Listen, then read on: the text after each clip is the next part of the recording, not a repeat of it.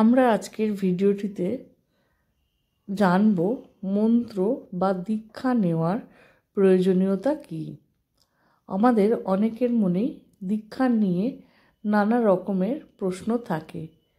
আজকের এই ছোট্ট ভিডিওটির মাধ্যমে মা আমাদের দীক্ষা বা মন্ত্র নিয়ে কি বলছেন সেটাই জেনে নেব। স্বামী অরূপানন্দজি মহারাজ মাকে প্রশ্ন করেছিলেন, মা, মন্ত্র নেওয়ার প্রয়োজন কি? মন্ত্র না নিয়ে কেউ যদি নিজের ইচ্ছামতো নামে ভগবানকে ডাকে তাহলে হবে না কেন? এই প্রশ্নের উত্তরে মা সুন্দর, সহজ আর একটা উদাহরণ দিয়ে আমাদেরকে আরও পরিষ্কার করে দিলেন।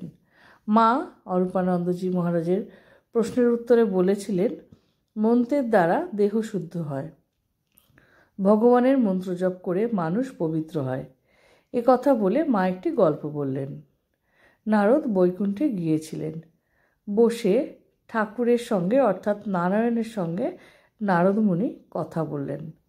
নারদ যখন চলে গেল তখন নারায়ণ লক্ষ্মীকে বললেন, এখানে গোবর জল দাও।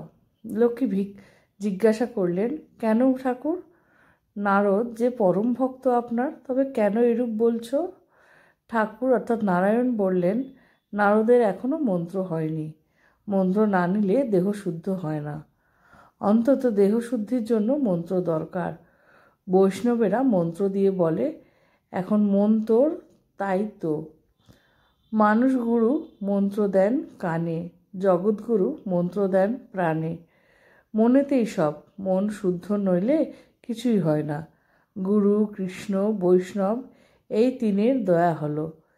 একের দয়া বিনে জীবন ছাড়ে খাড়ে গেল। একের কিনা মনের, নিজের মনের কৃপা হওয়া চাই, বললেন শ্রী মা। আবার একবার মহারাজকে অর্থাৎ স্বামী ব্রহ্মানন্দ মহারাজকে জিজ্ঞেস করা হয়েছিল মন্ত্র নেবার দরকার কি? নিজে নিজে সমস্ত শক্তির প্রয়োগ করলেই তো হয়। উত্তরে তিনি বলেছিলেন, মন্ত্র না নিলে একাগ্রতা আসে না। আজ হয়তো তোমার কালীরূপ ভালো লাগলো, আবার কাল হরিরূপ ভালো লাগলো, পরশু নিরাকারে মন হলো, ফলে কোনোটাতেই একাগ্রতা হবে না। মন স্থির না হলে ভগবান লাভ তো দূরের কথা, সাধারণ সাংসারিক কাজের মধ্যেও অনেক গোলমাল হবে। ভগবান লাভ করতে গুরুর একান্ত দরকার। গুরু শিষ্যের ভাবানুযায়ী মন্ত্র ও ইষ্ট ঠিক করে দেন। সেই গুরুবাক্য বিশ্বাস করে নিষ্ঠার সহিত সাধন ভজন না করলে কিছুতেই কিছু হবে না। ধর্মপথ অতি দুর্গম।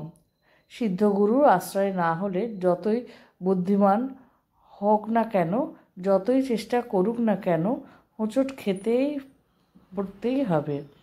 চুরি করতে পর্যন্ত একজন গুরুর দরকার হয়, আর এত বড় ব্রহ্মবিদ্যা লাভ করলে গুরুর দরকার নেই? এরকমই বললেন স্বামী ব্রহ্মানন্দজি মহারাজ। আজকের এই ছোট্ট ভিডিওটির মাধ্যমে আশা করি অনেক অজানা কিছু তথ্য আমরা জানতে পারলাম। ভালো লাগলে সঙ্গে থেকো। শ্রী মা, ঠাকুর, স্বামীজি, আমার গুরু মহারাজ এবং অন্যান্য মহারাজদের শ্রীচরণে শত কোটি প্রণাম নিবেদন করলাম। আর সঙ্গে সঙ্গে দীক্ষা না হলে কি হবে, বা দীক্ষা নিতে হবে কেন আমাদের প্রাত্যহিক জীবনে চলার জন্য, দীক্ষা অতি মূল্যবান এক বস্তু, এটাই শেষ অবধি ধারণা হলো। সঙ্গে থেকো এরকম ভিডিও পাওয়ার জন্য।